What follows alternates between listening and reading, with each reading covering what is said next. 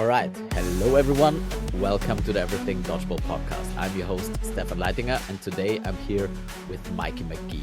I think Mikey is many people who know him or have seen some of the few highlight clips that they are posting know he's one of the most athletic and cat-like dodgeballers out there.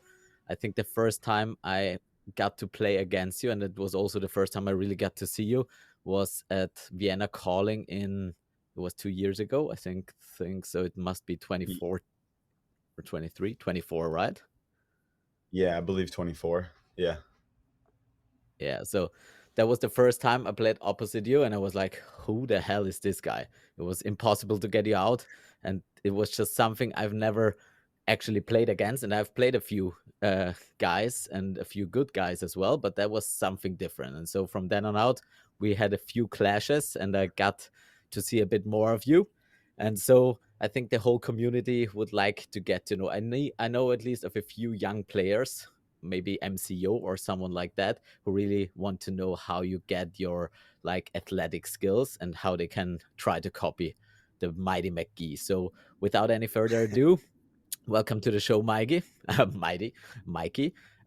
So what is like your background in dodgeball? What brought you to that game, and tell us a little bit about yourself.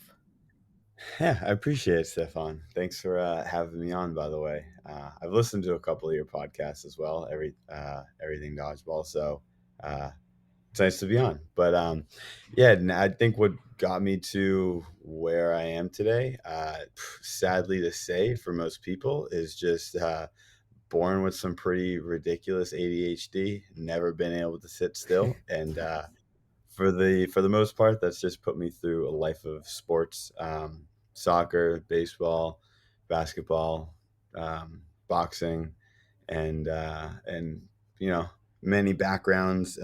Many playgrounds and backyards in between. Uh, but no, I started playing when I was 12 years old. So at 26 now, I got over 14 years in the game, and experienced as more for that than anything.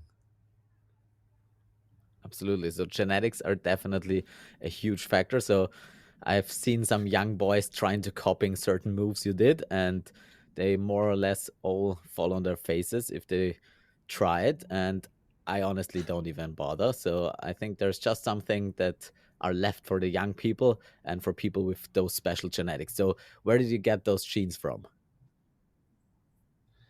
Um, Ironic. So it's not my father.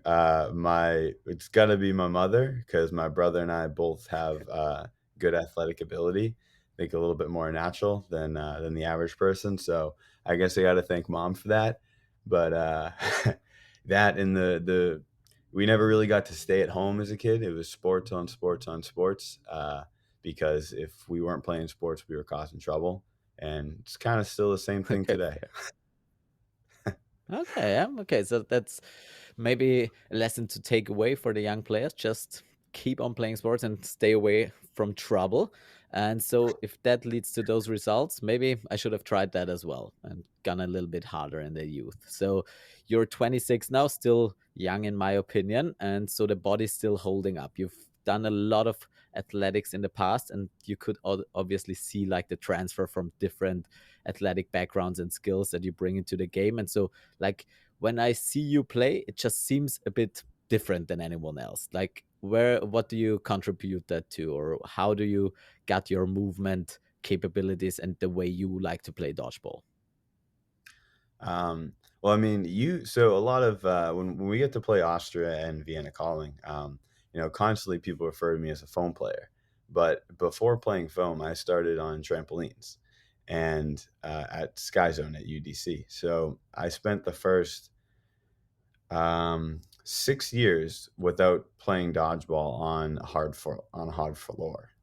So I think that has a lot to do with my sporadic movement. We used to dodge down into the trampolines. We used to run up on the back walls, and I use a phrase all the time with my teammates when we're playing: "To move your feet, move your feet." It just means stay active. Foam makes you play a bit quicker too, so it translates. Yeah, definitely. Because I think you still sometimes consider the floor to be a trampoline. Because I remember your first highlight reel that I saw was against Sparta at the Vienna Calling, where they tried to hit you out from close range and you've just flopped like a fish. And it didn't matter, like if you landed on your back, you can still jump off your back and land on your feet and stuff like that. And it seems like you're on a trampoline where everyone else is just on hardwood floor. So maybe we should play more trampoline and just maybe it's just a mind over body kind of thing where you just believe the floor is made of trampoline and so it behaves like it. Might that be a thing? Yeah, do your best. I got a couple of friends that have taken some bite out of a hardwood floor, so it's definitely not the same, but you could try. Okay, so and now are you mainly focusing on dodgeball or do you still do a lot of other sports as well? What is like your gym or anything else routine? What do you do to keep your body healthy and capable through that kind of strain? Um, so recently, over the past, let's say, is it 2020, end of 2025, I've been focusing on dodgeball for about 7 years straight now, exclusively. And as far as a workout regimen, a routine goes, up until I've life's been pretty busy recently, so up until last Worlds, I have not done much of any exercise in general, but I I sorry, I stay fit in daily work. I do some construction. I'm usually being active in a daily life, but I no longer running and or temporarily no longer running and no longer working out, just getting filled up my time with work mainly. But I'm hoping to have that change in the upcoming months, back to a normal workout routine. Okay, my brother is definitely gonna love to hear that because that was, I think, the one thing he took away from the podcast with Payan. I don't know if you listened to that, that he's like 40 and that he's never worked out in his entire life and this he's just playing. And you're obviously doing more of a physical labor job and you have a lot of sports background and probably trained a lot in your past days as well. But my brother always loves if you don't have to work out and still get to play dodgeball. So he's just gonna take this away from this podcast. So please enlighten him a little bit on your past. What did you do in the past to get to that stage where you can maintain it a little bit without working out and just doing constructions? Yeah, well, up until doing the work that I'm doing right now that's keeping me active is I was pretty strict with staying on top of my health. I would eat healthy. I was a very minimal body fat percentage, still eating chicken and vegetables every day and eggs for breakfast without carbs. Um, and I think that's helped me prolong this health that I have right now without working out. But um, I got very into my own fitness, making my own workout routine, switching them every 3 months, targeting different muscle heads, and exposing different types of your body to different types of training, like fast twitch, explosive, plyometrics. And I think having at least an understanding of that is a great base on knowing how to keep yourself healthy. Even if you're not practicing, at least you have the knowledge of it, so it's running in the back of your head. But fair to say that some players that are playing dodgeball, like Pine, yeah, he's not working out, and and he's a great player. So to each their own. Okay. I love that you say that. And my brother's gonna hate that part, but I think that is very important, especially for the youth players who try to copy you, to see that there goes a lot of work and a lot of time into building those foundations and also keeping them up. So I like that. So for my younger players, MCO again, I'm gonna mention him a few times in this podcast. He's one of your biggest fans, and I think he watches every game and every move you do and then he tries the next training to copy that. So give him some more direct pointers. Like, what is it specifically that you try to address in your workouts? Give us some specifics. What's a Mikey McGee training routine look like? If it's ideal, it's cardio. always. You need to be able to persevere through tough games, and then past that, uh, explosive movement like plyometrics and yoga. Yoga has taken over the up until I stopped working out, probably the last 2 years of my daily workouts. I would do 32 an hour, try to do it 4 or 5 times a week. Flexibility for me is key in being able to make the dodges or get into the positions that you need to put yourself in order to stay alive. And at the end of the day, staying alive is pretty much the name of the game.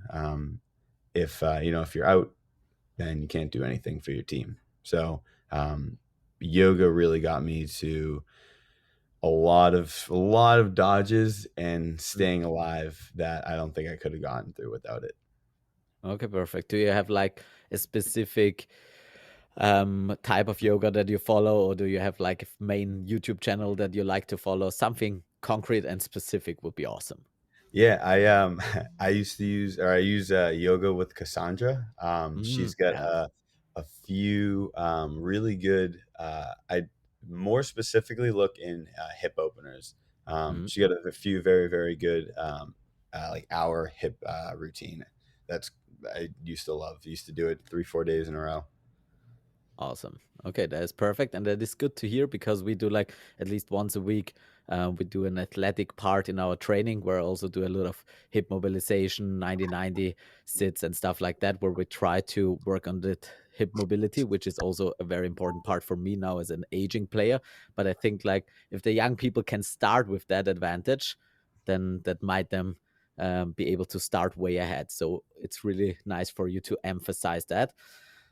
So apart from the flexibility aspect, you said importance is a ground layer of cardio and then explosiveness.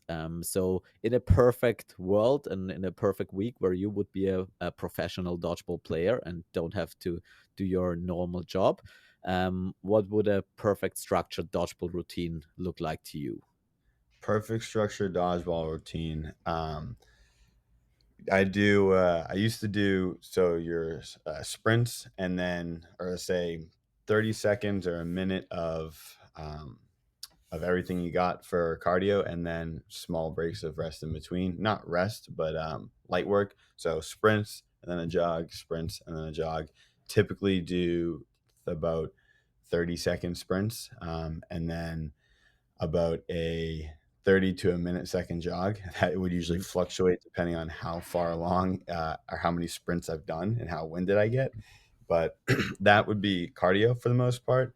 And I'd usually do about a mile. I just run around where I live, and I gauge about a mile of after warming up, sprints, jog, sprints, jog. People might look at you funny, but that's the point. And for explosive and plyometric training, I actually learned this from the reason I started doing this was after when I played Worlds for USA in foam. The Malaysian team was very agile, or it still is. It's Mhm. phenomenal the way they move, and they were the ones that got me into that mindset. For routine, though, plyometrics would be a lot of, let's see, I'm trying to think of, give you a routine. A significant amount of hip work Mhm. and balancing. But for explosiveness, we would do, let's see, honestly, I can't even give you, I honestly don't know if I have proper names for these, but That's fair. Just describe them. yeah. So we would do so. Think of one dumbbell, like single arm bench press with a leg up, Mhm. and that'd be one for chest. For let's do shoulders. Same thing. You can do a kettlebell, 1 foot, opposite hand. You bring the kettlebell up to your shoulder, throw it up over your head, bring it back down. Usually for this stuff like that, sets of 3 to 5, Mhm. not much. Um, what else we got? Squats, And really everything. focusing on speed on Yeah, those exercises or like control or what's like the emphasis? speed and control.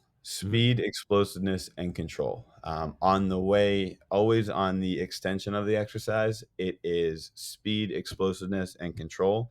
Mhm. And on the way back down, it's typically steady, slow, and controlled. Yeah. Yeah. Let me think. What else? The great one. Putting a rubber band around your feet. I don't know the size or exact name of it, but it's probably about a 12-inch rubber band, maybe a thigh band. Put Yeah. those around your feet and doing hip flexors. You stand on one foot. I used to stand on a Bosu ball, which is like a half yoga ball or a foam pad, and you shoot your knee up, and Mhm. they're attached to your feet, and that gets your hip flexors as well. Laying on your back and attaching elastics to your feet as well, and moving outward until there's tension on the elastic, and then same thing, bringing the knees up to the chest, explosively going towards you, and then slow and steady controlled going back. Um, yeah, let's think. What else have we got? Oh, ball slams. That's a good Mhm. one. Medicine ball slams. Yeah, you got to find a gym for that one because your neighbors aren't too fond of it. You usually get a text or a call halfway through saying, "What the hell are you doing?" If you Preparing work for dodgeball, baby. yeah.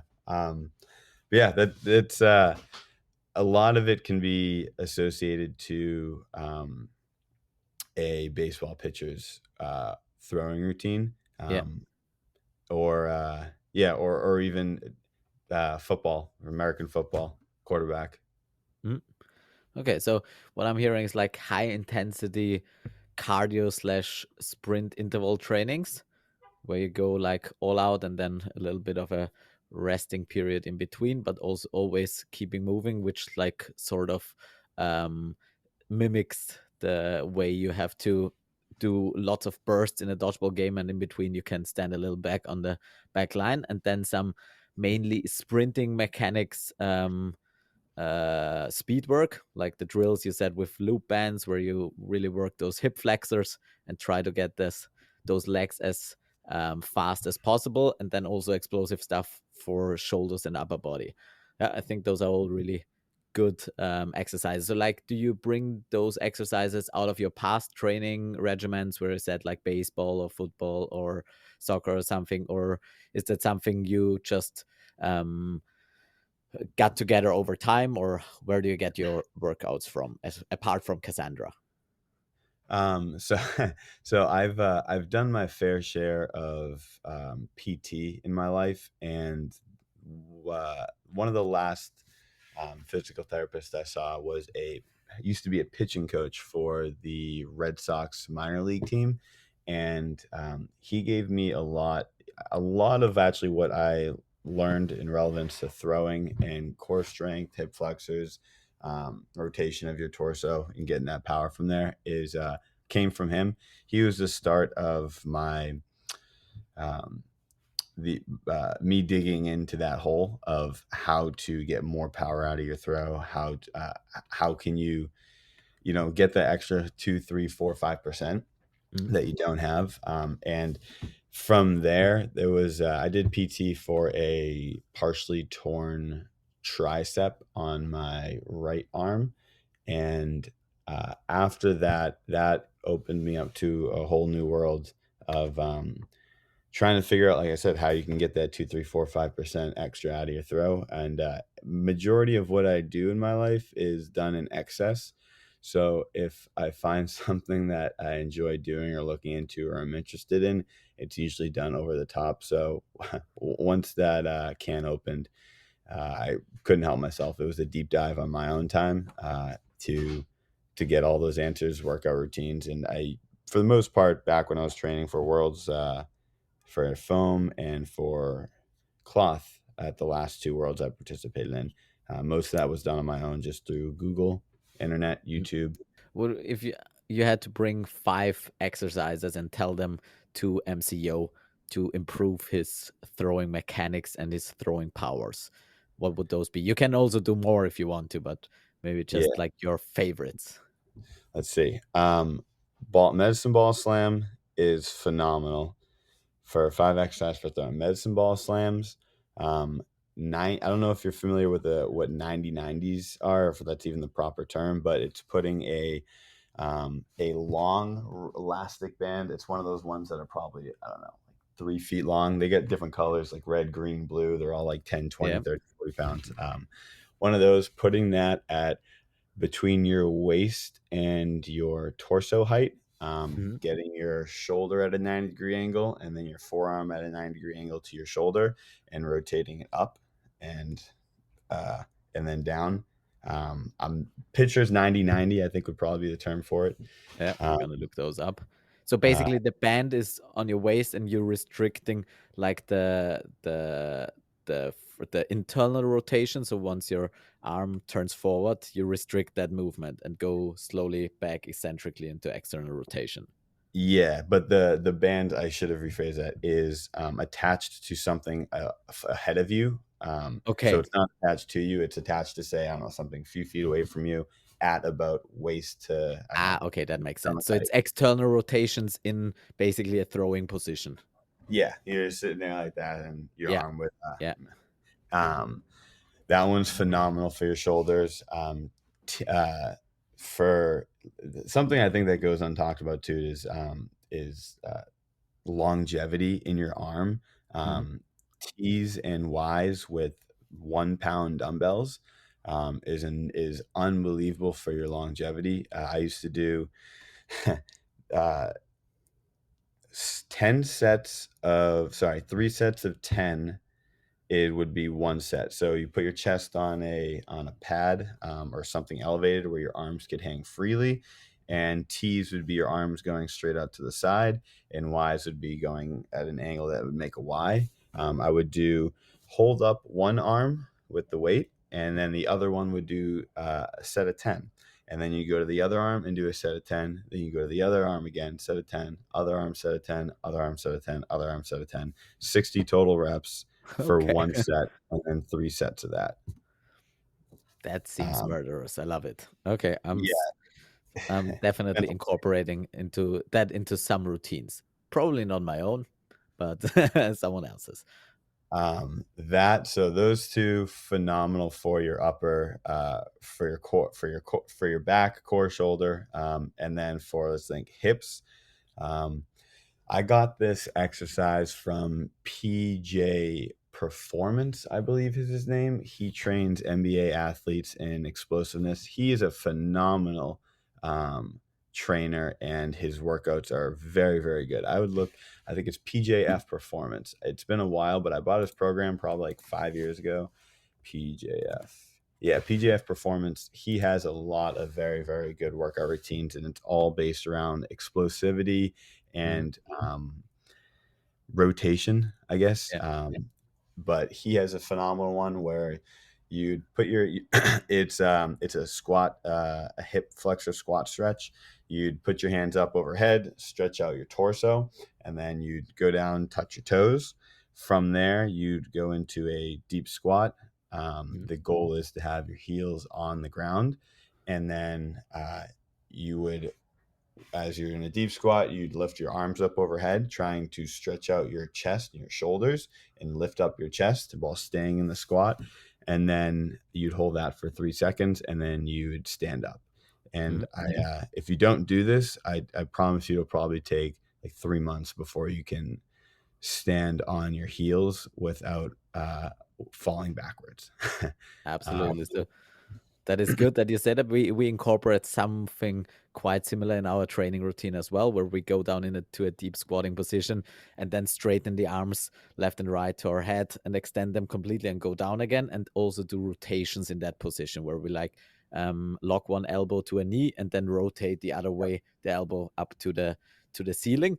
And yeah, that's definitely, I think that's like a basic fundamental mobility requirement for a dodgeball player if you want to go into those deep positions and be stable as well in those more foam adjacent positions. So we're definitely working on that. And Mr. Johan is working hard. His ankle mobility is not right there on his, I think, right foot, but we're getting him closer to it. So he's currently working on that position. So I think this will emphasize his vigor. Yeah, no, that's just a staple. Then those are one of the things that you just got to do. They help so much. That and trying to think. Give me another one. So we've done back, shoulders, core, hips. Honestly, I've squats have been my favorite exercise of all time in life. Squats, heavy squats, in my opinion, heavy deep squat. Um, is huge. You're in a squat, you using your entire body, and I think a lot of strength, the majority of strength comes from your legs, and if you get your legs nice and strong, that's a good start. Awesome. I love it. So we cover basically we need a lot of endurance, especially like high intensity interval endurance. We need flexibility. We need power, so core strength, and then also explosiveness through plyometrics or stuff like that. Yeah, I Yeah. think that basically covers all the main areas that a dodgeball should integrate into his workout routine. And if they want to look like you, how long did you have to train to maybe feel like you've reached a lot of goals athletically in dodgeball? So currently, where do you think like you stand from your prime condition or peak Mikey condition? So how long did it take you to get there? I'd say my peak performance for athletic ability might have been my second year at Worlds. So I was probably, I think I might have been 20 or yeah, I think I was 20 years old. Um, that was almost 2 years. That was after we lost the first year when I was 18 in LA, in foam, to Malaysia. Um, for almost 2 years straight, or the year or two straight, it was strict exercise, if running 5 days a week, um, exercise 5 days a week, and yeah, I don't think I got any better health condition since then. But different mindset has, I think, opened up some different opportunities. Like I said, learning about PJF performance, knees over toes guy, yoga with Cassandra. That's played a huge part in, I think, keeping me stable along the years of my degeneracy since I've gotten older. Yeah, fair enough. All right. So a lot of workout routines went into shaping what we currently see. So what everyone probably wants to know is how fast is your peak throw with a cloth ball? With a cloth ball, I don't think I've ever clocked myself with a cloth ball. Besides, there was one USA tournament that we played in, and they just got new balls. Where personally, I uh, did not like them at all. I don't think a single person had something positive to say about them. The cloth was not cloth; it was like a nylon, Ah, extremely slippery. yeah. And then they recessed the nipple of the ball because they thought it was for volleyball. So, and there was also only one like label on it, logo. So there was Okay. there's Yeah. practically no grip. No grip. The seams were also embedded. It was they underinflated the balls quite a bit. But I think I honestly that was the only time I ever clocked myself with cloth. Other than that, I am unsure. I don't think I've ever clocked myself with cloth. Okay, then we definitely need to get that done at the latest when you come to Vienna. I'll bring my Yeah. radar gun to get a clear, not just an estimate. And did you clock yourself ever with a foam ball or any ball, any other Yeah. ball, baseball?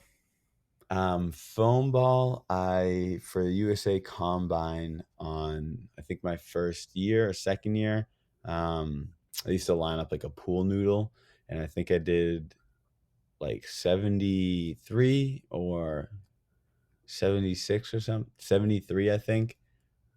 Hit a Okay, I little don't pool know noodle. exactly what that is in kilometers per hour, so I'm Yeah, I'll gonna give it to you. I'll translate it tell you later. right Yeah, now. that would be good. Let's see. That would be 100, 117, 118. Okay. Yeah. Okay, I think you throw much harder than that. I don't know how you throw a foam ball, but I think you'll probably throw a cloth ball around that number because that is like what our top guy, like Max, throws it around 115 kilometers. And with a foam ball, I clock over 120. So, and I throw not close to what you throw. So I think with a glove ball, I would estimate that you're somewhere around 115, maybe even reaching this 120. Um, but well, we'll clock it and we'll see. People can bet on it if they want to. But so Yeah. maybe that is a good transition to go into our topic of the national. No, not the national. I fucked the name up again. It's like the Northern American Caribbean Dodgeball Championships. Yes. Yeah. So I've mainly seen the final game of that, and that's where I was like, okay, maybe you've gotten 1 or 2 miles on your throw yet again, because it seemed like for the first 10 or 20 throws, it didn't matter whether someone had a ball to block or could move away, you hit everyone. And it seemed like even on the stream, which wasn't the best quality, that your ball was moving a little bit different than everyone else. So take me to that tournament and just tell me a little bit about this those championships and your run at it.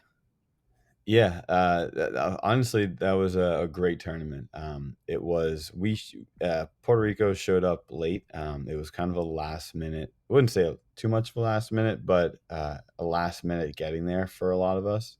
Um, so the tournament overall was awesome. They had physical therapists, massage people there working out. They had Gatorade fill ups all over the place. It had the finals day with the court that they had was unbelievable. They had a huge stand, seating off to the right or left side, however you're looking at it. Um, and the it was great, nice hardwood floors, and phenomenal professional refing. You know, paid refs was huge. I think they had 8 on the court, and not including shot clock, all that stuff. Very very well run tournament. um, for uh, for finals, we were the first game to play, so I think it was at 9 a.m. and and yeah, the balls were great. It was Puerto Rico versus USA, and um, it was, for us at least, we knew it was going to be an uphill battle, having 6 players and no subs, and we know that USA is very comfortable with their lineup. They had a lot of people to cycle through and keep fresh, which, as you know, is a very good bonus to have.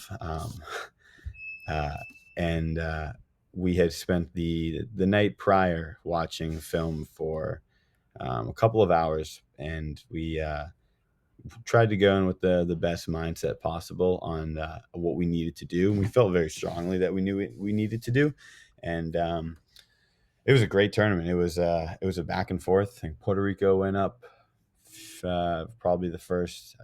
We went up a few games, then then it went back to tied. I think USA went up, and then we went back to tie.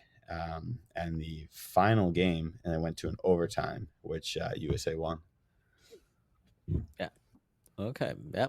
That's like a short summary of the whole thing. Like for me as an outsider seeing that game, it was basically Kelly and you on the outside. Then it was Armando and Colella, like, Joe Colella. yeah, Joe, and Mhm. then 2 guys I didn't know, and one of them, the left-handed guy, probably he played. I think one of my players told me that he played in Graz as well, but Yes.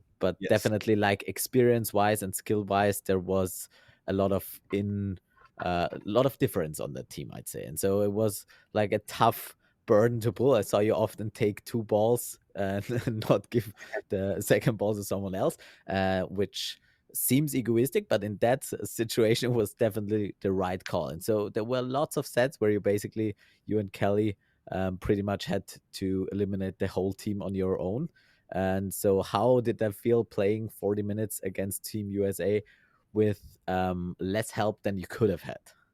Let's put it that Yeah. way. It's honestly, uh, it's all a mindset, right? Whether you have the teammates to help you or not. So, like you said, egotistic on holding 2 balls. Yeah, if we're there to win, then you got to put your best foot forward. But yeah, it was quite a bit of Brandon and I. If you look at most of the games that were won, we're hitting at least 4 players per game, and yeah, we had that was our team. It was Brandon, myself, Armando, Joe, Joel, who was able to make the tournament for us, and who we just met that at that tournament, and then Raymond, who's from Puerto Rico. He was one of the players that first showed up to one of the first training camps there, and he was at Worlds in Graz. But yeah, so Brandon and I, a good mindset was we knew we were going to have to do a lot of work. So it was whoever was playing hot hand was pretty much gets the go, and once they got tired, give it to the next guy. So if Brandon was killing it, I'd let him keep going, and then at the end of the game, all right, take a breather, my turn, and and then I would get to loosen up for a bit, and right back over to Brandon. Yeah, we a couple of times where we did take balls from our teammates, with with the intention of trying to do the most with it. We Brandon and I know USA very very well. We play against them all the time, so it was a great matchup for us. I had a ton of fun doing it, but yeah, it was a lot of chaotic playing, but honestly, that is how I do love to play the game. Is as much as I play with good structure, a lot of times I'm always down to go zero balls.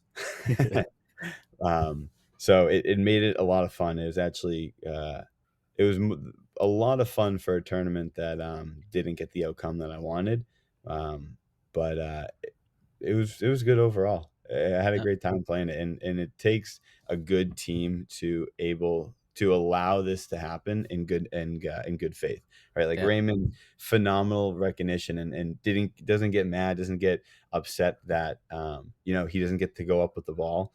And I tell him, move your feet, stay alive. I need you. They're gonna throw at you, and they throw at him. And him just doing his part, staying alive, and being a good teammate is it, it, unbelievable support. It's just what makes a good team. Not fussing, not getting mad at each other, showing aggression towards each other, and just keeping your cool, keeping calm as well. It was a great team. yeah. I don't know. It looked absolutely just like a lot of fun. Like going into all those chaotic situations, forcing those chaotic situations, and I mean, it almost paid off. I mean, it was you lost it by a hair in an overtime set, and I think the US team they are a really good strong team. They had a lot of really good players and they struggled hard against basically the two of you. And so heads up, props to you guys and also the whole team for everyone knowing their place and doing the best they could. I saw Armando taking a lot of important trades and stuff like that, so where everyone knew what their capabilities were and tried to do the best of it. And yeah, it almost worked against a team that on paper should have won that game pretty much more easily, in my opinion at least. But yeah, you Yeah. made them work hard, and yeah, a lot of highlight reels came out of it, and it looked like fun, even though the outcome was closely not what you would have wished for, which would have been even more dramatic. I think if you had won that game, that would have been completely sick. Yeah, I'm pulling up. We actually the night before. Let me grab my phone. I'm giving a shout out to some of the players. So yeah, um, on USA's side, I'd say it was Eric Nelson was huge on their win. Eric Nelson, Dakota, and Jordan Cleaver Mm, were the 3 players that I think secured that win for them. We had gone in to that day and briefed ourselves on who our first targets, second targets, third targets were. I got to give a shout out to Chaz as well. In round robin, he absolutely smoked me, and I going into the finals when we played them, I made it a strict point that I wanted him off the court first at every single game. If he was there, I wanted to take away all of his fun, and steal his and soul. Yeah, and it came back to I wouldn't say to bite me a bit. They put Eric Nelson in front of me off of swapping him from the other corner, and he did a phenomenal job as well in the second half. I we had a good understanding of what they wanted to do. And I knew that he had whoever was in front of me had the green light to throw at any opportunity that they thought. So I kept toying with the idea of baiting them. I wanted to see how I can get that extra ball every time I could, and Nelson did his part more than often, where I just overextended it a bit too much and try and get that ball, Uh, and uh, and he nicked me on a few of them. Which I'm still bothered about. But props to him for that. And yeah, Dakota also did a huge part in staying alive. Dakota and Jordan were big targets for us to get off of the back line, and they stayed in fairly well. Jordan had a few very uh, aggressive plays too that really put a stop to what we were trying to do. Was able to, very attentive player, knows when to push up, look for a ball, look for a catch. But yeah, those three guys were deserve props for that gameplay. They did phenomenal work, and Brandon and I did our best to push them down, but they kept doing good, and yeah, that's the reason why they got that win. yeah, for sure. So on that, how do you feel like the level of cloth dodgeball has developed over the last 2 years in the US? Because I remember when you came over for the first time to Vienna Calling, your team was like, "We come over because there is not a lot of cloth competition over there." So that has clearly changed a little bit. So talk to me about that. Yeah, it in the past couple of years, it's actually uh, shifted focus quite a bit from a lot of players who used to play foam specifically or with more desire and intent have now switched over to cloth, which helps a ton because they're motivated players that have a following.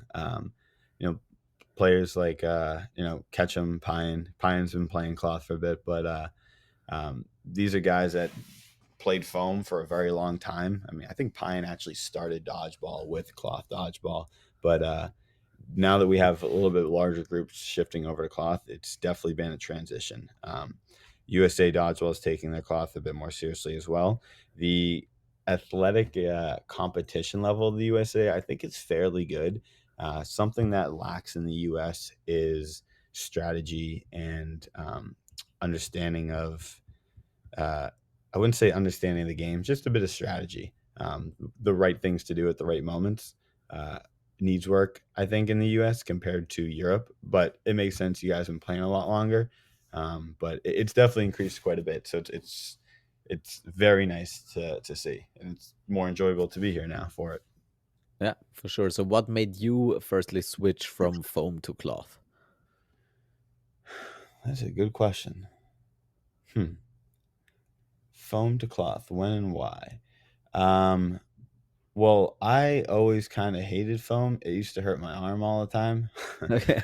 Um, so I'm a 8.5 at heart. I would wish I dream at night about dodgeball going back to 8.5. There's not uh, a lot of love for that as far as I know. no, there is not. It's tough to get somebody new into the sport when they walk out feeling a lot of pain. Yeah.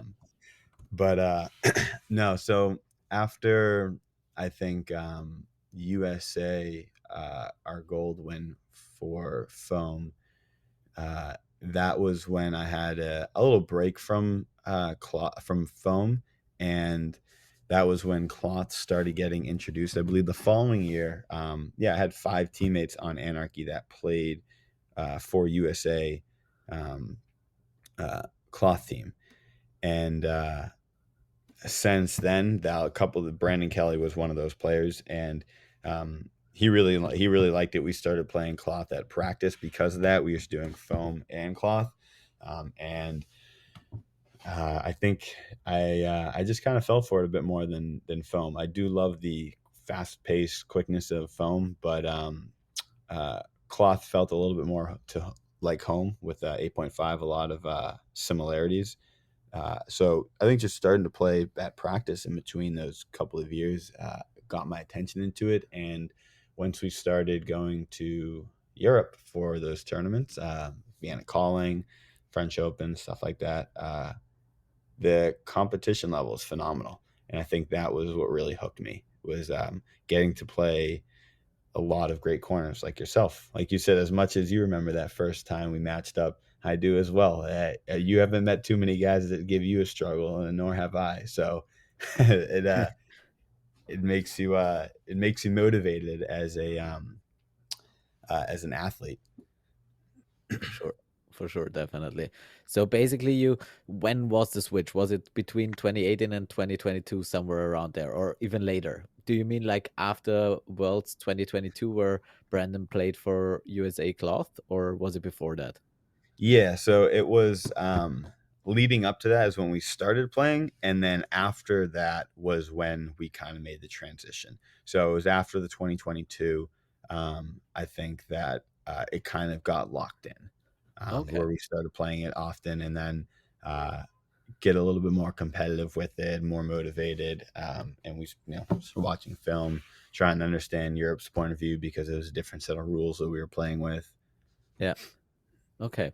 And so tell me a little bit of the background. Like you obviously train with Brandon and you trained foam before. Like where are you guys based and how does Anarchy fit into that picture and where does that come in? Yeah, so Anarchy, we've been holding practices. So we play in Boston, and we there is a Boston Dodgeball League, which Abby Lee runs. She's also part of our team, Anarchy. She's in Puerto Rico with us as well, and and she runs a social league and on Sundays. And Anarchy, for the most part, was doing a weekday competitive practice, and it would be 2 to 3 hours. And we play in school gym uh, locally, and it would usually just consist of depending on what we're playing. If it was foam, it would be respective time clocked halves, and if it's cloth, it would be 3 minute games with with halves to swap sides. If teams were unfair after the first 20 or 40 minutes, we'd swap up teams, try to make something a little bit different. Sometimes we stack Brandon Armando and I on one side versus the other, or Brandon Armando with a couple of people. But it's typically about a 8 player to an 8 to a 12 player outcome per Mhm. practice. So it's quite small, but it builds for better, makes for better cardio. Yeah. um, yeah, but pretty much just scrimmaging for the most Okay. part. Okay. And so do you guys still play foam or do you play cloth only or do you switch in between? Now it is strictly cloth. We play that, yeah, strictly cloth, and we're there whether it's just Armando, Brandon, and I, or whether other people show up. We've now created a whole website page. You can have monthly memberships and we're trying to make this more of a club concept, professional concept. We give out shirts to memberships. You can sign up monthly and pay monthly for the weekly practices. But we're trying to bring it to a more professional level. We got a nice shot clock, Nice. but it's strictly cloth now. Okay. All right. And so take me from like the anarchy and then to Puerto Rico. Obviously, you played for US in 2018 or 2016. Was that? I played in, it's been a while. I think it might have been 20, yeah, I think it was 2018, or maybe I can pull it up. 2018 or 2019, let's see. Okay, so it's So, definitely been a few years in between. So what has made you leave that, or why didn't you play afterwards for US, and what made you start playing for Puerto Rico? Yeah, so from USA to Puerto Rico, that was a desire to grow the sport. So Armando if you don't know who Armando is, then you really should. This guy has done more for the sport than honestly anyone I can think of. Um, he was the one that created Mexico dodgeball, and to where it is today. He's no longer the president. Um, and Luis is Rivera is the president now.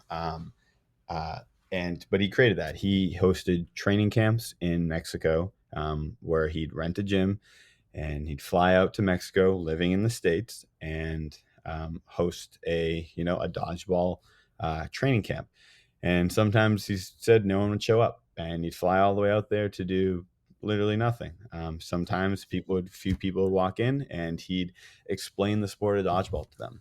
This is what we're doing. Showed them the court, and I don't know if you've ever played dodgeball with somebody their first time ever playing, but it's not structured. It's completely chaotic. The boundary lines are almost inexistent to them, and it takes a lot of work to explain a new sport to someone. And that's where he started with Mexico dodgeball, and I believe they have. I'm not sure if it's the largest, but it was outstanding how many people showed up to that Caribbean tournament. Mhm. I believe there's they got thousands and thousands of players in Mexico now, and that started from Armando building the sport there, and he has now passed off his work to Luis, and Luis is currently running Mexico Dodgeball right now, and so Armando's next adventure was, where else can I grow the sport, and I guess all of Anarchy just happened to be the lucky bystanders of someone's great success, and so that was the next one for Armando, giving Puerto Rico is a U.S. colony. We don't need a passport to go there. They use U.S. dollar, and you're allowed to represent as an American or U.S. Resident. You're allowed to represent Puerto Rico for their sports as long as you have good standing faith, or if you live in Puerto Rico. So what we had done was go on to a morning talk show in Puerto Rico, and we went down there. I think Armando went down there probably a good 10 times. I went down there a good 3 or 4 myself, to do training camps. We rented a gym and put up posters and flyers, advertising as much as we could throughout Puerto Rico. And we got a handful amount of players that would show up every time. And it's the same process. We're trying to grow the sport by teaching and advertising, and getting more growth and people hearing about it. Um, and that was kind of how we transitioned from, you'd say, Anarchy to Puerto Rico. It was just the group of people that are motivated, trying to bring the sport to more places. Anarchy right now is currently trying to sponsor other countries as well. I usually get informed by this through Armando, but I saw some posts on Anarchy's page that they're funding a couple other players. It seems to be in Africa, and that's pretty much all it is. Just trying to grow the sport, because we all want it to go to the next level, and exposure of that will definitely help it. Awesome. Um, Yeah, yeah, I'll have Armando on in a few weeks and talk about a few of his upcoming and recent podcast projects. So we'll you should. definitely get into depth on that. So what's like your meeting? Where did you meet Armando? Did you like start Boston Anarchy together, or did you just join that group of players at some point, or how did that happen? Yeah, so I met Armando through dodgeball. At When I used to play on trampolines, I was invited to play. So the last year, not the last year, the year that we beat Doom in UDC, they were the 4-time repeating champs, and so we had beaten them, and uh, that was our first year playing, and at that tournament, and our name kind of blew up a bit. It was, at the time, it was Shootas was our team name. Yeah. And because of that, the Boston dodgeball players that play on the ground invited us to their practices, and they started affiliating with us. So we show up to practices, and we play. At the time, it was Davis dodgeball. We used to kind of play a shooters versus Davis dodgeball practice on a weekly basis. And after say about 3 or 4 years, Armando was on Davis Dodgeball for that matter, and after about 3 to 4 years, Anarchy was made through combining shooters and Davis Dodgeball. There was a uh, some players were going to be retiring on Davis Dodgeball. There was a lack of motivation in some players, and so the more focused and motivated players decided to get together and make one team that were going to suffice our needs and our motivation for the sport. And that was how Anarchy was made, and Armando was a part of that group. Okay. Oh, that's interesting. Okay, and now so you've been anarchy for quite a while. You currently only have mainly a men's team, or at least that's most of what I see. But also like at nationals or something, you sometimes have mixed teams as well. So is the plan currently, as you said, with the professional club strategy to grow the club and make it more of a uh, I don't know, just a bigger community, or what's the current plan for the future? Yeah, so we want to grow the sport as much as we can. We want the community to be large, but our focus is also so two sides of it: a competitive side and a social side. Boston Dodgeball does a phenomenal job at meeting the social needs of the sport. So Anarchy doesn't have much of a place for social playing in Boston. It's more of the competitive side, though. We want all of it. We'd like to have the if we had more women that were playing at our practices, and then we'd love to have a women's team. And the women that you see at these tournaments are the ones that do show up to our practices. Mm. Um, uh, but yeah, it's the desire is high competition of the sport, because that's what most of us on Anarchy, not most of us, that's where all of us on Anarchy are there for, is a competition level. We're there to win. Okay.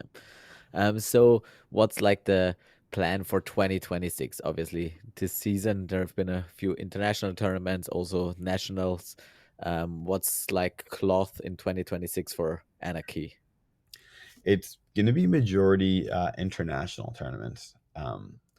We have Paris, Vienna, possibly a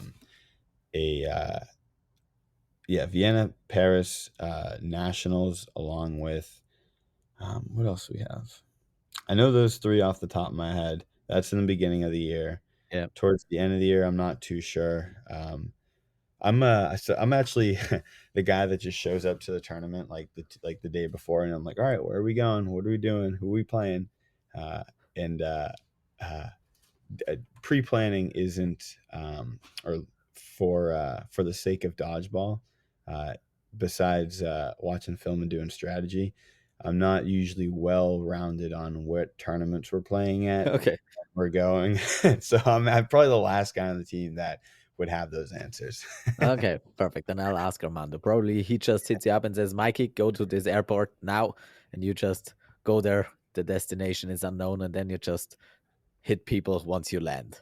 Yeah, that's pretty Yeah. much the game plan. So Yeah. would you say you're a professional dodgeball hitman for Armando? Yeah, yeah, yeah. Whatever Armando needs, I'm always there for him. The dude is he does everything. He's honestly one of the smartest guys I've ever met. He's extremely well motivated. He's working on always a dozen things at once, and it's wildly impressive to see. It's an honor to be his friend and get to watch him do all this stuff. So yeah, I'm Armando's professional hitman on dodgeball. Whoever he needs, wherever he needs me, I'm there. He just keeps Ah, doing his thing. okay, that's a good hitman to have. All right, so basically the plans are quite unknown. You have a few certain points that we're gonna meet definitely at UDO in Paris, and then obviously at Vienna calling. So talk a little bit about those international tournaments that you've been through over the last 2 years and what you what you've taken away from them and what you plan for the future for those tournaments. Oof, yeah. We need more guys is what we need. um, those tournaments are tough with 6 players, and the jet lag. Usually we show up either the day or the night before. And I've the last couple of years I've or last couple of tournaments I'd say, I think that the jet lag has been getting me, especially because I've been working a lot at home, so there's not much rest time between working the tournament and being prepared for it. But no, those tournaments are, if you like cloth, those are the best tournaments to be at. Vienna Calling, the French Open was awesome. The amount of young talent that France has is phenomenal. That was a that is young, sporadic energy that's quick paced, fast. Those guys are tough to hit.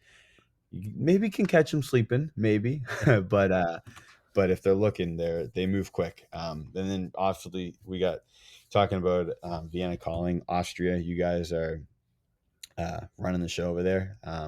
Kind of keep up on your social media. You guys are killing it. I don't know how often you guys practice, but it shows your consistency and minimal um, minimal undesired things happen on your side, right? Like the amount of times you lose ball control, or the amount of times you don't get that ball back when you make a hit, or dropped catches, shows the amount of dodgeball that you guys are playing. That, and I think that's what the U.S. lacks extremely is the consistency and the high competent competitive dodgeball that's played every week here. Um, Probably due to the size of the country, but Mm, everything that yeah, what you guys got in Europe is great competition. Great competition. mm. If you like cloth, that's the place to be for it. Okay, and Uh, what do you think like is the thing holding back apart from the size? Obviously, there's US is just big, but you still have a lot of pockets where dodgeball is played. And if you're from Boston, Boston is still pretty large as well. But still, there are lots of people and lots of playing backgrounds with throwing sports and stuff like that. So, what's basically keeping the US from overrunning dodgeball completely? it's the size, it's the amount of players that you get to practice with on a weekly basis that are on your team. Like example for Anarchy, I got Brandon Armando, and at the rest of our team, as of right now, our the rest of our team, we got a player in. Um, we got three, or sorry, one, two, three, three, four. We got players in half our teams from Northern Ireland. We Yeah, have half our team from Boston. Um, we have um, Nick Dinchenko as yeah. well. I don't know if he's living in Canada or in the northern side, northwestern side of the I states. don't think he knows. Yeah, yeah, he's actually all over the place. I'm not sure I know he knows either. Um, but I think it's the small, tight practices that you guys have, right? That you get to play with your team on a weekly basis. And cloth is such a team sport, such a team sport. That having that camaraderie and that one team, one mind, knowing what the guy is going to do to the left and the right of you without having to talk to him is huge. I think that's something that Brandon and I show. Uh, we've been playing together since I was 12. Uh, So we've yeah, we've got over 10 years on a team together, and I thought there's only one time throughout the whole finals where there was any type of communication issue, and Brandon ran up to charge after Joe Colella got hit, and the play before that I pre-countered. Joe looked at me like, what the fuck? Like I wanted to throw the ball, and so when he got hit, I was looking at him and I was like, I'm sorry, no, my bad. And Brandon ran up, and I didn't notice. That was the only time I could see that we weren't synced up. So being able to practice with your whole team, I think, is what the U.S. lacks. I don't know if they'll ever really get it because of how widespread it is. But places like Seattle, when you talk about Fortune for Foam, that is a phenomenal team, and I think a lot of that comes from they get to play with each other every single week, and you can see that in their gameplay the same way you can see that with you guys in Austria. England too. Yeah, a lot of great teams, I think, derived from playing with each other weekly. Uh, for sure, but what's like, what do you think is like the main thing? As you said, like for the whole US, obviously it's a big place, and so it's not going to be much cohesion throughout the whole US. But in a city or something like that, to get one club with more players and more cohesion, more regularly training sessions, why is that so hard? Um, I think it's just the size. I really do think it's just the size. Like, we practice at a gym that is a if there's traffic, it takes me an hour plus to get there. Me and Brandon live Me, Armando, and Brandon all live 45 minutes in the opposite direction. And then a lot of the players that we play with, same thing. We all drive, and I'm sure it's probably the same thing for you guys, but that is all of Boston's dodgeball. Yeah, And the niches, I think, for the sport, in each city across the country. Um, some players don't want to play as competitively, take it more social. So I really just think a size, like, how close you are to each other, okay. in my opinion, or just the desired competitiveness. Yeah. Okay, and so what made you decide at a young age? Obviously, you since you have that sort of athletic background and probably have the chance to go quite far in pretty much a lot of different sports. Why did you pick dodgeball? What was it about dodgeball that hooked you so much? Um, So at the time of playing the sport, I was going through a difficult time in my life when I was a kid, and dodgeball was my outlet.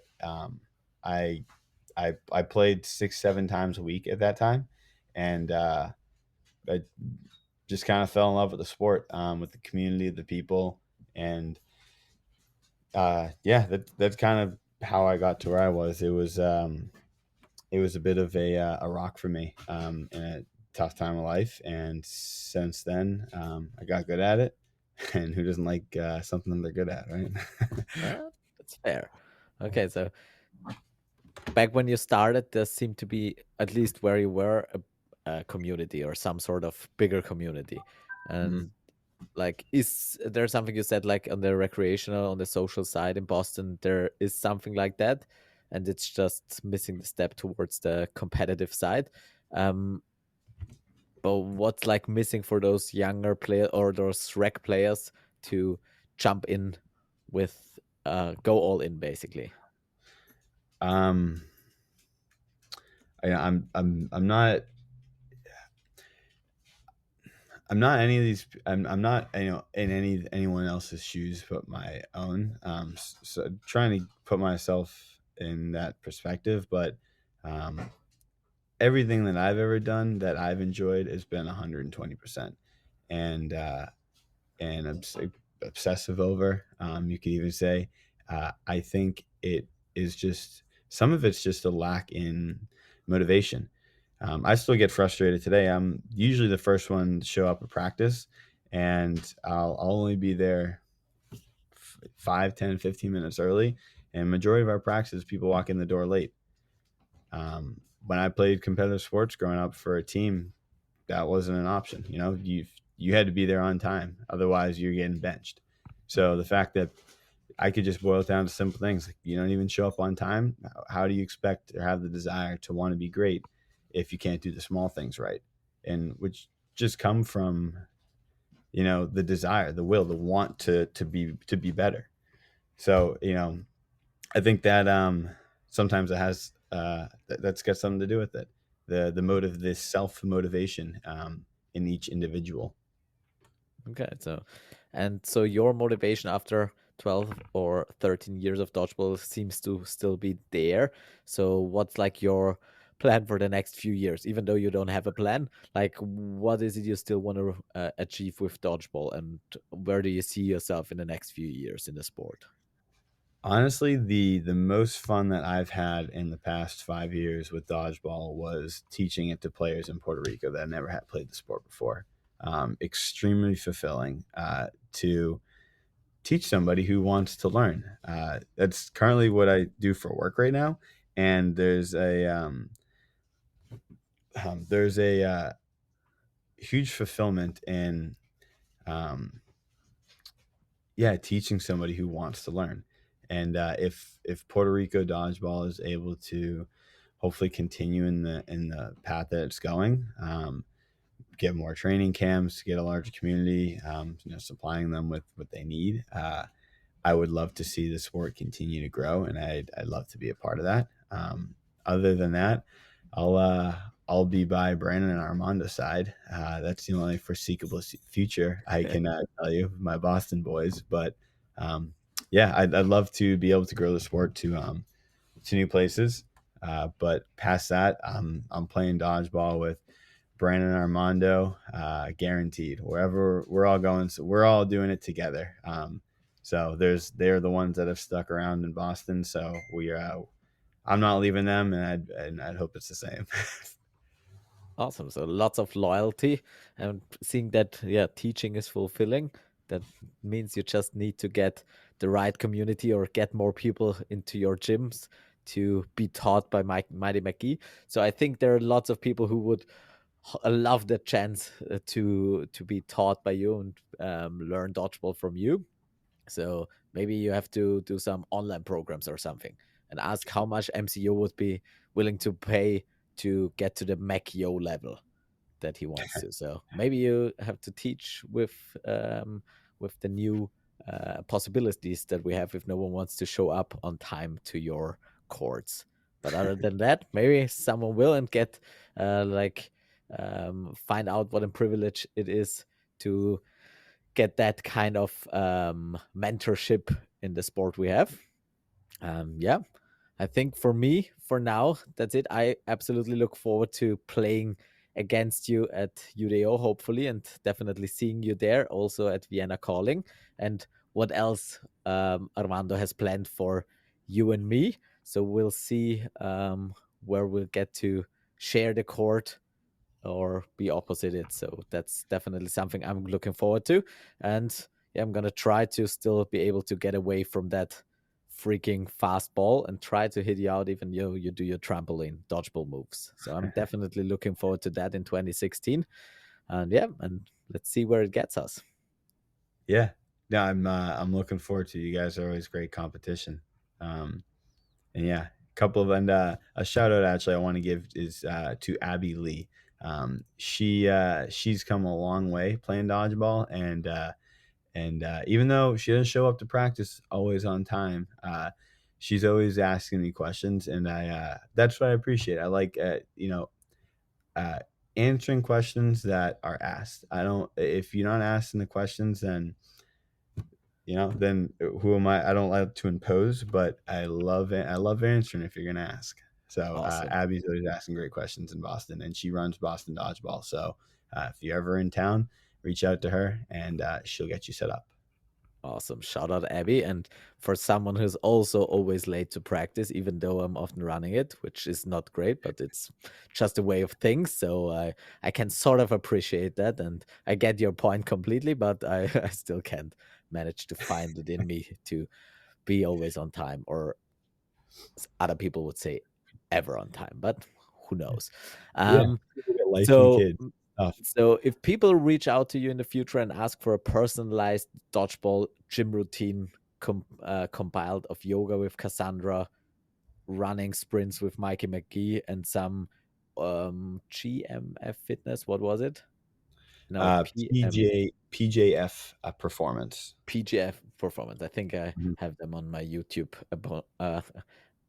list as well. So maybe you'll get some invoices soon for players who want to get a little bit of guidance from you and shaping their future career and body movements. And apart from that, thanks so much for hopping on the podcast. I'm really looking forward to seeing you in person sooner than later. And with that, keep throwing those balls really hard. Try not to get caught and take care, everybody. My pleasure.